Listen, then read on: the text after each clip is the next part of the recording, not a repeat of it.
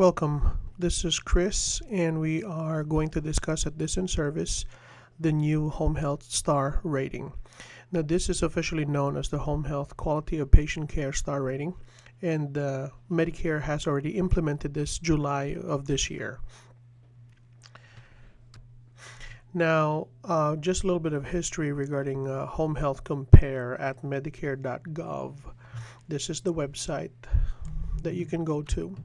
It originally, for several years now, has a home health compare information on that website where you can establish a listing of home health agencies that you choose to pick, whether it's close by you or just to compare agencies side by side and see, if your agency that you're, for example, currently with is comparable to the other agencies. Now, what that list actually only shows is the information about the agency and the services they provide or the disciplines that they have available for the patients or the consumers. And it also lists information regarding the services and the outcome of our OASIS data that we submit whenever we see patients. Now, normally that data is very detailed and very confusing for consumers to read. It does show information about our measures that we collect at our OASIS, and it shows how we provide the services or what improvement we have in terms of the services that we had provided the patient, or if the patient, in simple terms, had improved once we discharged the patient from our service. However, even with that information, CMS or Medicare feels that that information is too much for the consumers to read and decipher. So they came up with a new tool called the Star Ratings. What the Star Ratings basically is giving the home health agencies star.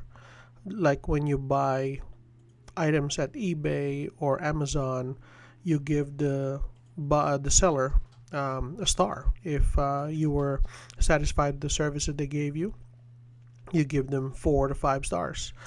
If they were poor, they didn't respond to your questions right away, or you did not get your package as they said that they were supposed to, then you give them a lower star. So basically, that's what it's about. Now, there are 2 types of star ratings that Medicare has come up with. Number 1, the Quality of Patient Care Star Rating, which is what we're going to be talking about. And number 2, the Patient Survey Star Rating. And this is not going to get implemented until January of 2016. Okay, so we will discuss that, and I will send you another in-service video regarding that in the next couple of weeks. In the meantime, we will discuss number 1 because this has already been implemented, and it's important that we continue talking about it and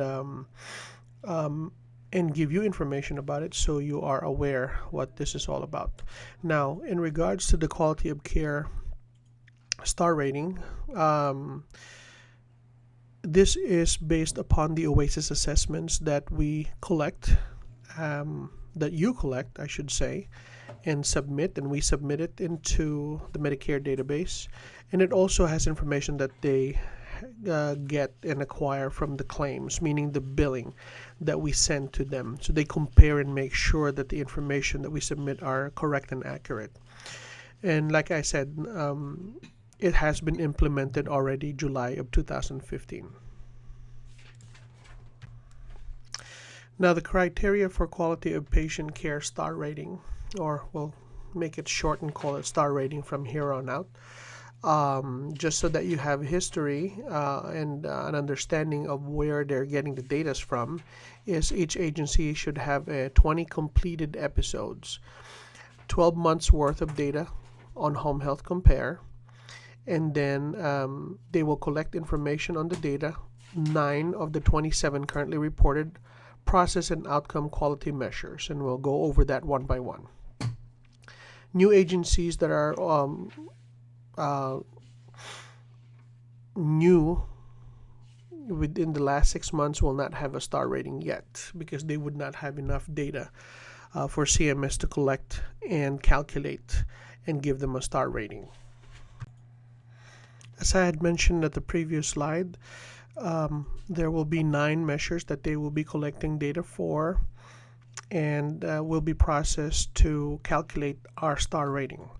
Out of the 9 measures, 3 are process measures, and these are namely the timely initiation of care, the drug indication on all medications provided to patient or caregiver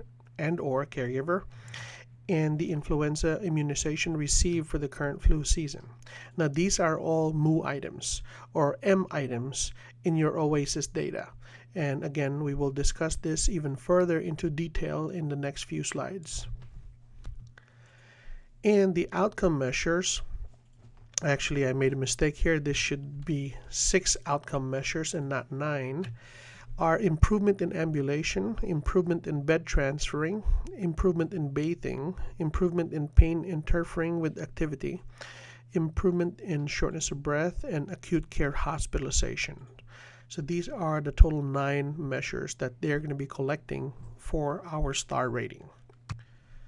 Now, with the timely initiation of care, this is basically collected from these data items. If you look at the table on the third column, this is the areas that they will be collecting this data from and comparing it. So as you can see here, you can read that for yourself. It's very self-explanatory. They will compare it from, for example, the start of care date that you actually did and your compared to the referral date. So they will see, because again, by regulation, we are supposed to see the patient for startup care within 24 to 48 hours. Anything over 48 hours is already considered late. So that's a delayed care of the patient. And actually, we can get cited if the Department of Health comes when they do their survey and find a trend that we are continuously late in our SOCs or evals, then they will give us a citation. So luckily for us, when we had our most recent survey, we didn't get that. But I will show you why I'm a little bit concerned with the timely initiation of care, because we do have a lot of it. The drug education is another measure on all medications provided to patient and or caregiver, and this is the areas of the OASIS that they're going to be collecting that information from.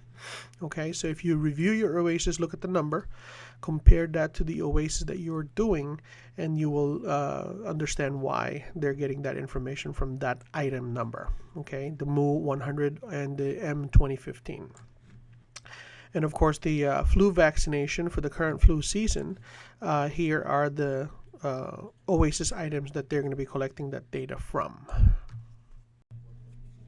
Now, in terms of the outcome measure, these are the items: improvement in ambulation, bed transferring, bathing, pain, difficulty of breathing, or shortness of breath. And here are the OASIS items that they're going to be collecting this information and data from, that they will be using again to calculate our star rating.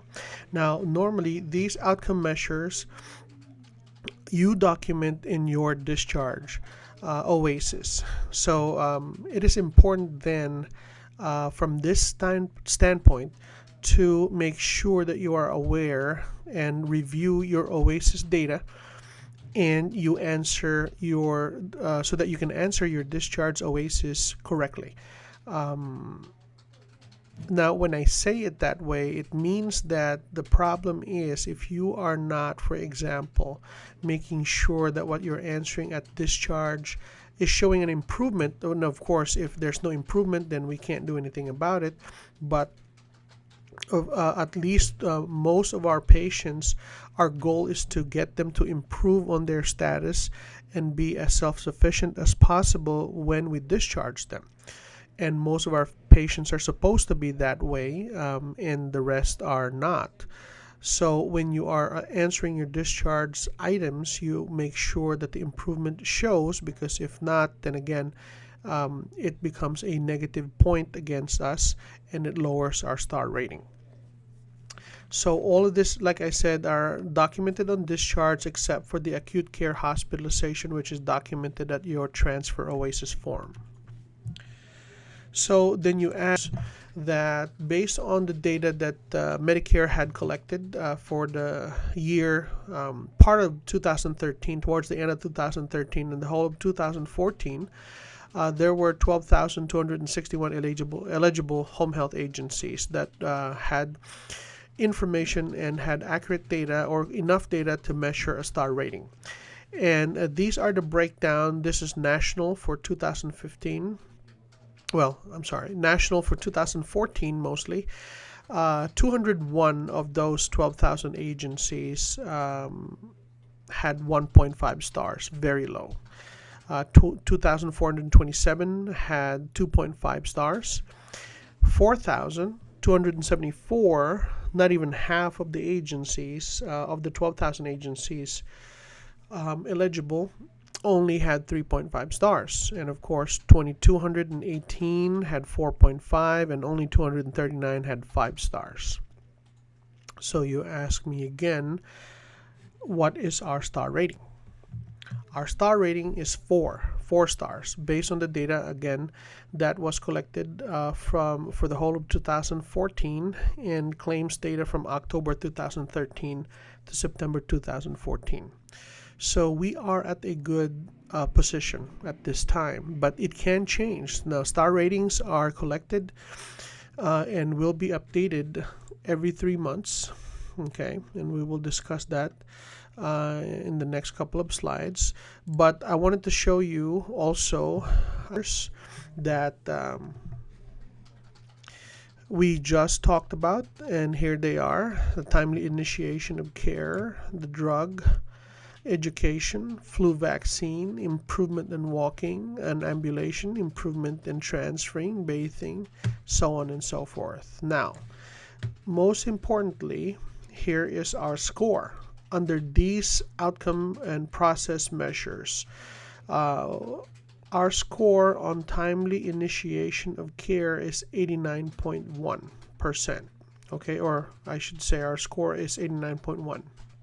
Okay, these are actually percent, and then it translates to a point system underneath. And they, again, we don't have to go into the details of how they actually calculated it that way. Okay, but these are our points and our rating that gives us the 4 stars as a overall star rating. Okay, but if you look at each one, some of them are high. For example, drug education is 99.4. Now, if you compare it to the national average that all home health agencies get, okay, at our timely initiation of care, we are lower than the national average, meaning to say that all the data that they had collected in all of 2014 is showing that we're not opening, or we're not doing our SOCs on time. Okay, we're not seeing the patients on time, not all of them at least. But on our drug education, we are at 99.4, a lot higher than the national average, and that's why it gives us a 4.5 rating here at the bottom. Flu vaccine is 83.1. The national average is only 75.6, gives us a 4 point. And this is another issue right here. Improved ambulation is only 57.4 compared to the national average of 60.9. So we are lower than the national average, which gives us only 2.5 points down here. Improvement in transferring is 59.2, just slightly higher than the 56 national average, gives us a 3. Our improvement in bathing is 72.5. 66.6 is the national average, so we're a lot higher than the national average. So this again gives us a good 4 points. Improvement on pain, 74.2, which is higher than the national 66.4, gives us a 4 points. And improvement difficulty of breathing is 73, higher than 64.3, the national average, which gives us a 4 rating. And again, hospital readmissions we are at 16.2. Higher than the 15.3 average, but this actually should be a lot lower. Okay, the lower number you have on this one in particular is better, because then that means your rates of hospitalization is lower. If the number shows lower, being that it's high, then that means a lot of our patients are getting rehospitalized, and of course it gives us a negative point on our data that when we submit it to Medicare, so which only gives us 2.5. But overall, with a lot of the 4s that we have on our measures, it gives us a 4 overall star rating, which is again a good thing for us to start off. What we need to be doing is to focus on these highlighted measures, and we have to improve on them. Timely initiation of care, like I said before, we are a lot lower than the median national average score. So we need to make sure that whenever we get a patient, we see them within the 24 to 48 hour period that is required of us by law. Again, we need to improve on the ambulation, transferring, and readmissions to the hospital.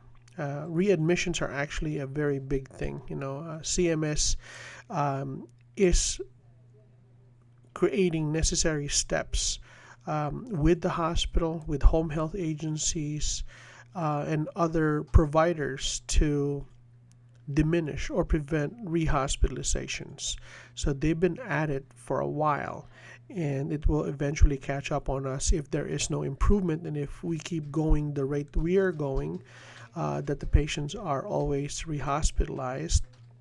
And I'm pretty sure that one of these days there will be repercussions for rehospitalizations of patients that are already home. So how will the star ratings affect us? Now, the star ratings, as I had mentioned before, will be updated and posted every 3 months. So the potential of our star rating changing is always going to be there. We might be 4 stars now from July, but come 3 months later, and our data shows differently, then we could either be higher or lower than 4 stars. Medicare or CMS has already started a new reimbursement pilot program to be implemented starting January 2016. It will be done with 9 agencies that they had chosen, and Arizona is one of them, and that will start January of 2016. It is already in place, and we are going to get started on that, and this will be based on the star ratings. Now, depending on how we are rated every 3 months, our reimbursements can get affected. It can be reduced if our trend is going down, meaning when we start getting low star ratings and our trend keeps getting lower and lower, then our reimbursements will get cut and will get reduced from our current rate. So it's very important that, again, we review our documented SOC items and make sure that we paperwork. So what do we do now? And like I said, timely SOC and resumption of cares are very important. We will make sure that we have to stick to the 24 to 48 hour SOCs. And it's the same thing with evals with therapy. Even if the nurse does the SOC, the therapies should always also make sure that they see the patient within 24 to 48 hours after the initial SOC, because again, you document that in your note, and we submit that, and they will collect the data on that as well. Collect and document accurate assessment on our SOC or ROC. touch on every care plan objective at every visit and make sure that we actually follow through with the care plan that we create. And this way we have a better and proper discharge when we do document the progress of the patient. So every progress is important that you document it. This way it will show and it will get collected and it will get submitted to Medicare. So it will show the progress and then show an improvement on the patient's process or outcome measure, I should say. And we will try and find every way to decrease our rehospitalization rates.